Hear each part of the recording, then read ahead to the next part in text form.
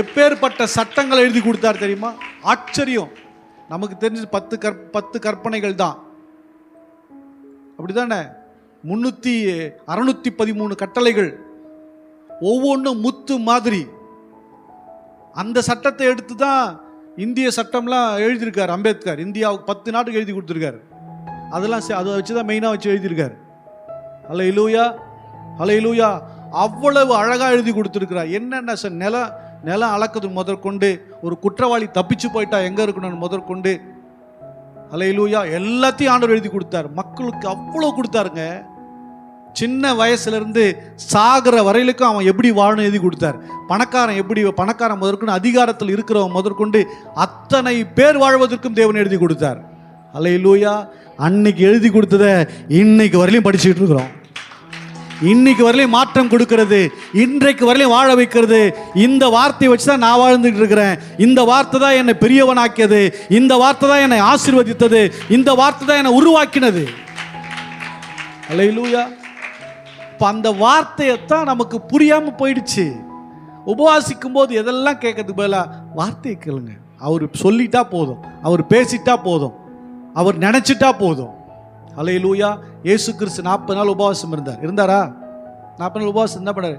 இறங்கி வரும்போது சாத்தான் கேட்குறான், நீ தேவனுடைய குமாரனை ஆனால் இந்த கல் என்ன பண்ணுங்க, அப்பமாக்கி சாப்பிடும் அப்படின்றார். அவன் சொல்கிறான். அப்போது ஆண்டவர் 40 நாள் உபவாசம் போட்டு வர்றார்ல, இவ்வளோ தானே, இந்த பார் நானே அற்புதர் தான். நான் யாரு? அற்புதர். இந்த பார் கல் எடுத்து அப்பமாக்கிட்டேன் பார் அப்படின்னு சொல்லி அற்புதத்தை காண்பிக்கவில்லை, வார்த்தை தான் பேசினார். ஹல்லேலூயா. என்ன பேசினாரு?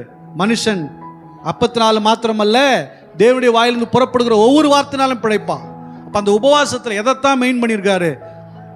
வேர்டு தான், தேவனுடைய வார்த்தை தான். ரெண்டாவது கேட்குறான், நீர் மேலே இருந்து தாழ குதியும் அப்படின்னு சொன்னா, நீ தேவனுடைய குமாரனை தாழ குதியும் அப்படின்னு சொல்றான். உடனே சொல்றாரு, உன் தேவனாய கர்த்தரை பரீட்சை பாராதிருப்பான்னு எழுதி இருக்குதே, வேற பதிலே இல்லை, பார் நான் குதிக்கிறேன் பார் அப்படிலாம் கிடையாது, எழுதி இருக்குதே. மூன்றாவது, நீர் என்னை பணிந்து கொண்டால் எல்லாத்தையும் உங்ககிட்ட கொடுத்துரு. அவர் சொல்றாரு, உன் தேவனாய் கர்த்தர் ஒருவருக்கே ஆராதனை செய்வாய்கன்னு எழுதி இருக்கிறது. ஹல்லேலூயா. அப்படின்னா வேற பதிலே இல்லை, எல்லாமே வார்த்தை தான். ஹல்லேலூயா. 3 இடத்துலையும் வார்த்தை தான் சொல்றாரு. வார்த்தையை மட்டுமே பேசிக்கிட்டு இருந்தனால பிசாசானவன் அவரை விட்டு விலகி போனான். புரியுதா? நீங்கள் உபவாசித்து கர்த்தருடைய வார்த்தையை நீங்கள் எடுத்து சாப்பிடுங்க. உபவாசத்தில் வெறும் பாட்டை பாடிட்டு உட்காராதீங்க, உட்காந்து முடிச்சு டைமை வேஸ்ட் பண்ணாதீங்க, கண்ட குறிப்புகளை போட்டு அலப்பாதீங்க. பைபிள் எடுத்து வாசித்து தியானம் பண்ணுங்க. ஹல்லேலூயா. அதிலிருந்து ஒரு ஒரு ஒரு ஒரு ஒரு ஒரு வெளிப்பாடு உங்களுக்கு வரும். அதை வச்சு ஜெபம் பண்ணுங்க. கர்த்தர் உங்களுக்கு விடுதலை கொடுப்பார், சமாதானம் கொடுப்பார், சத்ரு உங்களை விட்டு விலகி போவா, எல்லா வழியும் உங்களுக்காக திறக்கும்.